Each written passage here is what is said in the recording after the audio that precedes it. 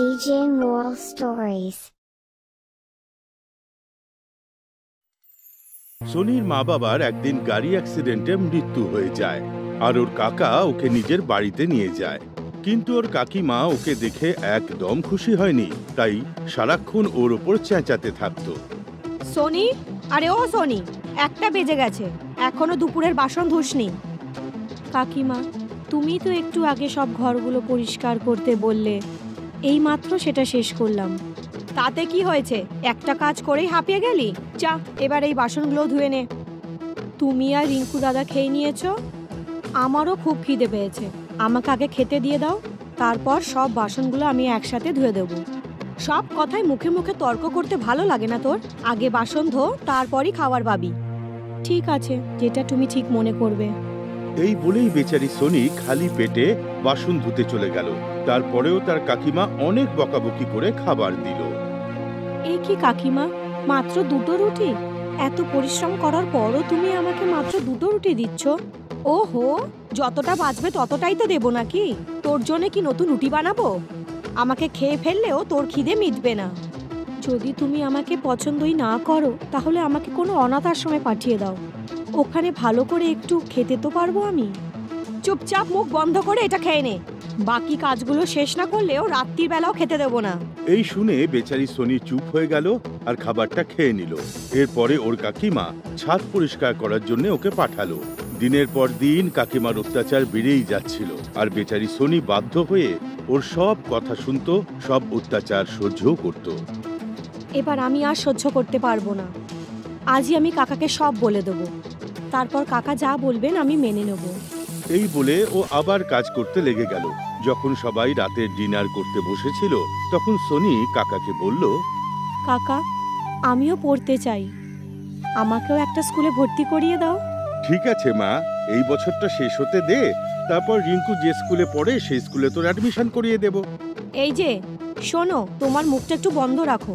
আমি ওকে রাখতে রাজি হয়েছি যাতে ও আমাকে ঘরের কাজে সাহায্য করে। যদি ও স্কুলে যেতে শুরু করে, তাহলে তো অর্ধেক দিন ওখানেই শেষ হয়ে যাবে, বাকি অর্ধেকটা তো নিজের হোমওয়ার্ক করতেই কাটিয়ে দেবে। তখন তো সব কাজ আমাকেই করতে হবে। না কাকিমা, আমি স্কুল থেকে এসে বাড়ির সব কাজ করে দেবো একদম, হোমওয়ার্ক রাতে করে নেব আমি। তুই চুপ কর, আমি জানি তুই করবি না, এখনই তুই কাজ করতে চাস না। আর এমনিতেও তোর পড়াশোনার জন্য এত টাকা খরচা করলে আমার আর আমার ছেলের জন্য কি বাঁচবে? আমি সংসারটা ঠিক করে চালাতে পারবো না। এই কথা শুনে সোনি চুপ হয়ে গেল আর ভয়ে কাকাকেও কিছু বলল না। সোনি বুঝে গেল যে এখানে থেকে ওর আর কিছু হবে না, তাই ও ঠিক করলো যে এই বাড়ি ছেড়ে চলে যাওয়াটাই ওর জন্য মঙ্গল। রাতের বেলা ও কাউকে কিছু না বলে বাড়ি থেকে বেরিয়ে পড়ল। সকাল হলে যাতে ওকে কাকিমা খুঁজে আবার না পেয়ে কাজ করায়, সেই ভয়ে ও জঙ্গলের দিকে চলে গেল। ক্লান্ত হয়ে গিয়ে ও একটা গাছের নিচে শুয়ে পড়ল। সকালে উঠতেই ওর খিদে পেয়ে গেল। ও দেখলো যে গাছের নিচে ও শুয়েছিল সেটার ডালে বসে একটা বাঁদর কলা খাচ্ছে। কি খিদে পাচ্ছে আমার, এবার আমি কি খাবো? এটা তো আমি ভাবিইনি। বাঁদরটা ওর কথা শুনছিল। তারপরে ও নিজের কাছে থাকা কলাগুলোর থেকে 2টো কলা ভেঙে ওকে ছুঁড়ে দিল। সোনিও কলা 2টো তুলল আর আনন্দের সাথে ওর দিকে তাকিয়ে হাসলো। ধন্যবাদ বাঁদর, তুমি অনেকই ভালো। বাঁদরটাও হেসে ওকে জবাব দিল। তারপর সোনি কলা খেয়ে আগে এগিয়ে গেল। বাঁদরটাও গাছ থেকে নেমে ওর পিছু পিছু যেতে লাগলো, কিন্তু সোনি সেটা জানতো না। ও হাসতে হাসতে অন্য গ্রামে পৌঁছে গেল। একটা গাছের উপর বসে সে দেখলো যে বাঁদরটাও ওর পেছনে পেছনে চলে এসেছে। আরে বাঁদর, তুমি এখানে কি করছো? তুমি আমার পিছু করছিলে? এটা শুনে বাঁদরটা মাথা নাড়িয়ে হ্যাঁ বলল। আরে বাহ, তুমি তো মানুষদের কথাও বুঝতে পারছো, মনে হচ্ছে আমার মতো তোমারও কেউ নেই। বাঁদরটা আবার মাথা নাড়িয়ে জবাব দিল, কোনো ব্যাপার না, আজ থেকে তুমি আমার বন্ধু, আমি তোমার নাম মন্টু রাখলাম। মন্টুকে সাথে পেয়ে সোনি খুব খুশি হলো। একটা বাঁদরই সই, কিন্তু এখন ওর সাথে কেউ তো ছিল। কিছুক্ষণ আরাম করার পর সোনি আগে এগিয়ে গেল। ও একটা ধাবা দেখতে পেল যেখানে কিছু লোক বসে খাবার খাচ্ছিল, কিন্তু সোনির কাছে টাকা ছিল না। ও যেই চেয়ারে গিয়ে বসলো, একটা বুড়ো ওর সামনে একটা থালা এনে রেখে দিল। সোনির খুব খিদে পেয়েছিল। ও খেতে শুরু করে দিল আর একটু মন্টুকেও দিল।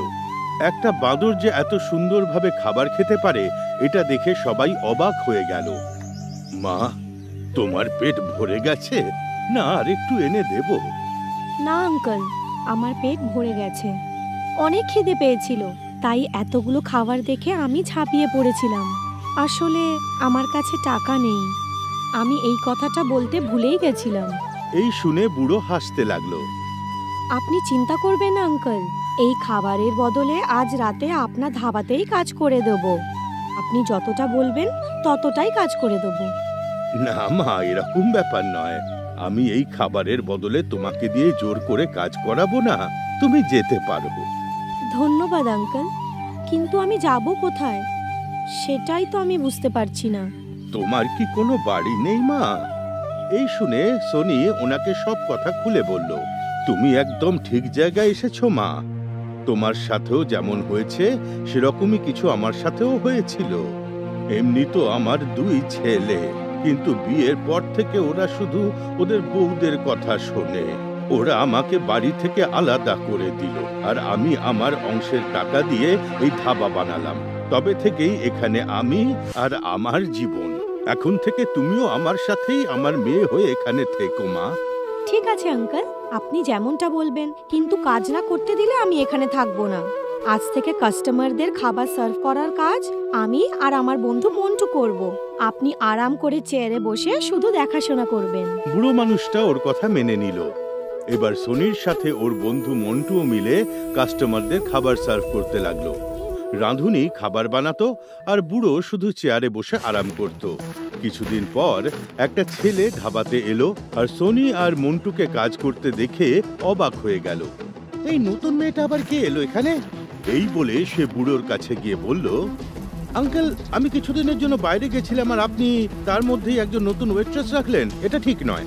সুনীল, ও ওয়েট্রেস নয়, ও আমার মেয়ের মতো। আর তুমি তো কথাই বলো না। প্রত্যেক সপ্তাহেই তুমি কোথাও না কোথাও ঘুরতে চলে যাও, তারপর 3-4 দিন ধরে আমাকেই কাজ করতে হয়। ঠিক আছে আঙ্কেল, আমি আর ছুটি নেব না, কিন্তু এইভাবে আপনি আমাকে কাজ থেকে বার করতে পারেন না। এরকম করবেন না। ঠিক আছে, আর বের করলাম না তোমায়। তুমিও যাও, কাজে লেগে পড়ো। ধন্যবাদ আঙ্কেল, আমি আবার এসে গেছি। সব কাজ ফটাফট করে দেবো একদম। বুড়ো সোনিকে বলল, মা, এবার থেকে তুমি রাঁধুনির সাথে কিচেনে খাবার বানিও। সুনীল আর মন্টু সার্ভ করে দেবে। ঠিক আছে আঙ্কেল। সুনীল কাজে লেগে পড়ল, কিন্তু সোনিকে ও একদমই পছন্দ করত না। একদিন ও কিচেনে গেল আর নিজের সাথেই কথা বলতে লাগলো। এই সোনিকে তাড়ানোর একটা ব্যবস্থা করতেই হবে। ও যতক্ষণ এখানে আছে ততক্ষণ আমার কিচ্ছু হবে না। ওর এই কথাগুলো মন্টু শুনছিল। ও দেখলো যে সুনীল থালাটা তুললো আর ওটা নিয়ে সাইডে চলে গেল। আর তারপর ও সেটাতে অনেক লঙ্কার গুঁড়ো মেশালো আর সেটা কাস্টমারকে দেওয়ার জন্য নিয়ে গেল। কাস্টমারের সামনে থালাটা রেখে ও হাসতে হাসতে ফিরে এলো। এবার হবে আসল মজা, দেখ কেমন লাগে। কাস্টমার যেই খাবারটা খাবে ওনার মুখ জ্বলে যাবে আর উনি চিৎকার করতে লাগবেন। তখন আমি বলবো যে খাবারটা সোনি বানিয়েছিল আর আঙ্কেল ওর ওপর প্রচন্ড রেগে যাবেন। দারুণ মজা হবে। ওর কথা শুনে মন্টু তাড়াতাড়ি কাস্টমারের কাছে গেল আর ওর সামনে থেকে থালাটা তুলে নিয়ে গেল। এটা দেখে সবাই চমকে গেল। বুড়ো আর সোনি দুজনেই সেটা দেখলো। কি হলো মন্টু, তুমি এই খাবারটা ফেরত কেন নিয়ে এলে? মনে হচ্ছে এই বাঁদরটা নিজেই খাবারটা খেতে চাইছে। যত সব। মন্টু ওই থালাটা সুনীলের সামনে এনে রেখে দিল আর অন্য একটা থালায় নিজেই খাবার বেড়ে কাস্টমারকে সার্ভ করলো। তারপর ও আবার ওদের কাছে ফেরত আসলো। বুড়ো আর সোনি বুঝতেই পারছিল না যে এরকম ও কেন করছে। মন্টু, আমায় বলো যে তুমি এই থালার খাবারটা ফেরত কেন নিয়ে এসেছো? এটা শুনে মন্টু একবার সুনীলের দিকে ইশারা করলো আর একবার থালার দিকে। এটা দেখে সোনি বুঝে গেল যে ও কি বলতে চাইছে। সুনীল, মন্টু বলছে তোমাকে খেতে। এটা শুনে সুনীল হকচকিয়ে গেল। আর আমি কেন খেতে যাব এই খাবারটা? তোমার বাঁদরটার মনে হচ্ছে মাথাটা খারাপই হয়ে গেছে একদম। মন্টু আজ পর্যন্ত এরকম আচরণ কখনো করেনি। আজও কিছু বলতে চাইছে। আমরা ওর কথা অমান্য করতে পারি না। এবার তো মনে হচ্ছে আমার খেলা শেষ। তুমি এক্ষুনি এই খাবারটা খাওয়া শুরু করো, তারপরেই আমাদের কাছে পরিষ্কার হয়ে যাবে যে মন্টু কি বলতে চাইছে। এটা শুনেই ইচ্ছা না থাকলেও সুনীল খাবারটা খেতে শুরু করলো। এক দুগাল খাওয়ার পরেই ওর অবস্থা খারাপ হয়ে গেল, মুখ জ্বলতে লাগলো, কিন্তু ও নিজেকে বাঁচাতে চাইছিল, তাই ও চুপচাপ থাকলো। হে ভগবান, আজ তো আমার অবস্থা কি হবে কে জানে। ও খাবারটা খেতে খেতে বিড়বিড় করতে লাগলো। সেটা দেখে মন্টু খুব খুশি হলো, আর সোনি আর বুড়ো ওকে এরকম করতে দেখে অবাক হয়ে যাচ্ছিল। শেষে আর সহ্য না করতে পেরে ও চেঁচিয়ে উঠল, জল জল, আমার জল দাও, নাহলে আমি আর বাঁচবো না, ওরে বাবা রে। এই বলে ও দাঁড়িয়ে পড়লো আর এদিক ওদিক দৌড়তে লাগলো। সোনি ওকে জল দিল আর ও জলের পুরো জগটা শেষ করে ফেললো। এইসব হচ্ছেটা কি, একটু খুলে বলবে? হ্যাঁ, সব বলছি। আমি খাবারে লঙ্কার গুঁড়ো মিশিয়েছিলাম যাতে কাস্টমার সেটা খেয়ে সোনির ওপর দোষ আরোপ করে যে ও খাবার ঠিক মতো বানায়নি, কিন্তু এই মন্টু না আমার সমস্ত প্ল্যানে একদম জল ঢেলে দিল। এই শুনে বুড়ো সোনির দিকে তাকালো আর দুজনে জোরে জোরে হাসতে লাগলো। খারাপ চাইলে খারাপই হয়, ভালো হয়েছে, তোমার সাথে এরকমটা হওয়া উচিত ছিল। এবার তুমি এই ধাবার কথা ভুলে যাও, অন্য কোথাও গিয়ে কাজ খুঁজে নাও। মালিক, এরকমটা করবেন না, আমি আর কখনো এরকম কাজ করব না, আমাকে আর একটা সুযোগ দিন দয়া করে। সোনি এই ধাবায় কাজ করে না, ওই ধাবাটার মালকিন বাবা। আমার পর এই সব তো ওর হবে। তুমি যদি ওর সাথে শত্রুতা করো, তোমার এখানে কোনো জায়গা নেই বাবা। করব না মালিক, আর কখনো করব না। এই বলে সোনির কাছেও ক্ষমা চাইলো। সোনি, দয়া করে আমাকে ক্ষমা করে দাও, আজ থেকে অনেক পরিশ্রম করে আমি কাজ করব। ঠিক আছে, তোমাকে আর একটা সুযোগ দিচ্ছি, কিন্তু এরপর যদি তুমি আবার কিছু করো তাহলে তোমাকে এই ধাবা থেকে চলে যেতে হবে এইভাবে লঙ্কা খেয়ে। এই শুনে সবাই একসাথে হাসতে লাগলো, আর তারপর সুনীলও হেসে উঠল। গভীর রাতে কুলদীপের গাড়ি ১৩ নম্বর হাইওয়ের একটি মোড়ে এসে থামল। নির্জন রাস্তার পারে কম আলোতে সে একটি হোটেল দেখল। সে ভাবল যে এই সাধারণ হোটেলে রাত কাটানো ঠিক হবে। কুলদীপ সেই হোটেলে গেল। এক্সকিউজ মি, আমি কি একটা রুম পেতে পারি? হ্যাঁ স্যার, অবশ্যই। আমাদের এই হোটেলে আপনার মতো যাত্রীদেরই অপেক্ষা করা হয়। আমরা কখন থেকে আপনার মতো যাত্রীদের অপেক্ষা করছিলাম। অনেক বছর হয়ে গেছে এই হোটেলে কোনো যাত্রী আসেনি। আপনি কি বলতে চাইছেন? আমি বলতে চাই যে আপনি কোন রুম নেবেন, সিঙ্গেল না ডাবল? রিসেপশনিস্টের অদ্ভুত কথা শুনে কুলদীপ একটু চিন্তিত হয়ে যায়, কিন্তু যাত্রা থেকে ক্লান্ত কুলদীপ এসব কথাকে উপেক্ষা করে নিজের রুমে চলে যায়। হোটেলের লবিতে সে একটু অদ্ভুত শান্তি অনুভব করে।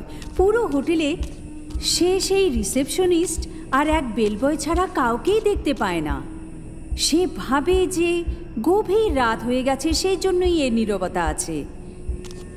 আর সে তাড়াতাড়ি করে নিজের রুমে চলে যায়। ফ্রেশ হয়ে কুলদীপ ঘুমিয়ে পড়ে।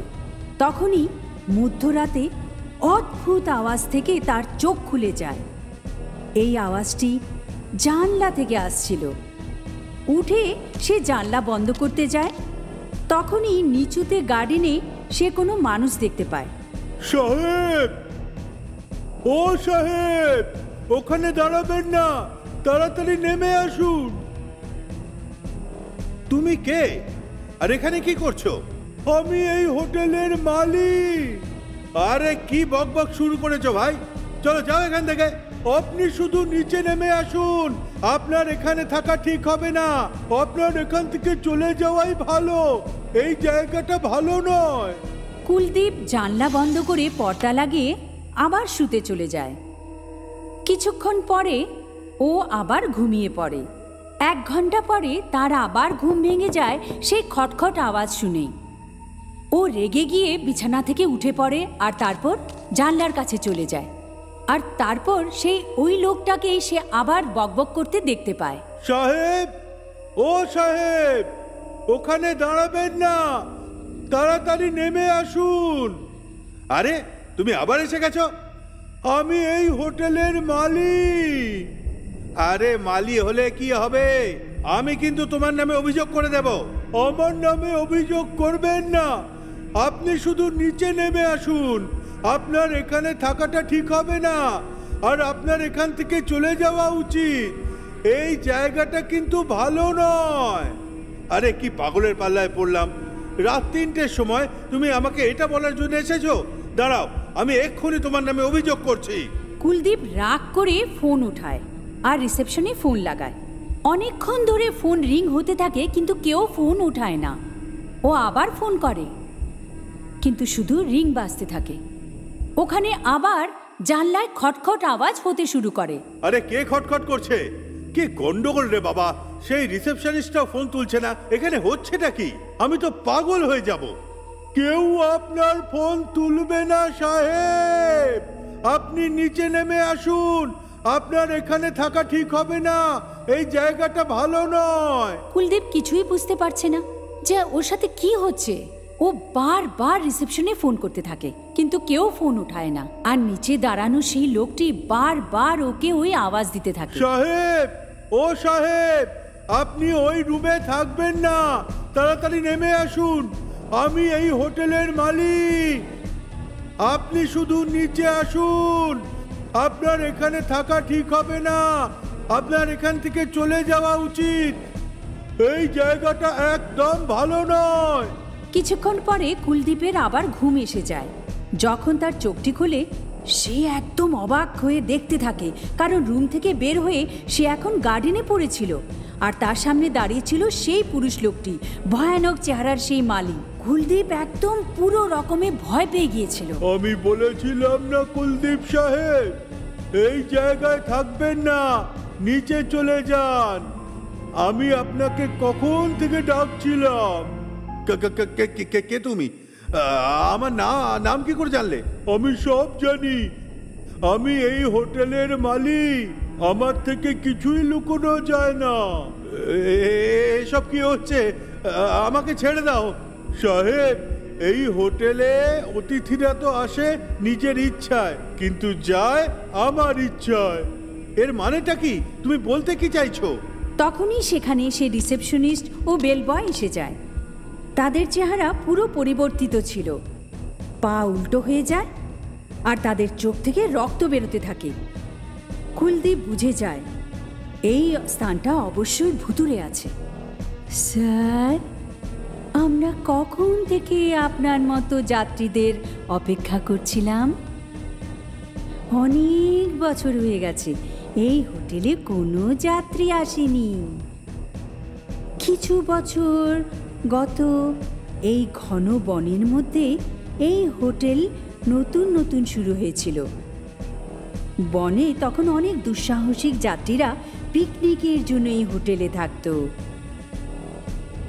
রিসেপশনিস্টের জন্য আমার এটা প্রথম কাজ ছিল। হোটেলের ম্যানেজার, স্টাফ, আমরা সবাই হোটেলে একটি পরিবারের মতো থাকতাম, খুব মিলেমিশে থাকতাম।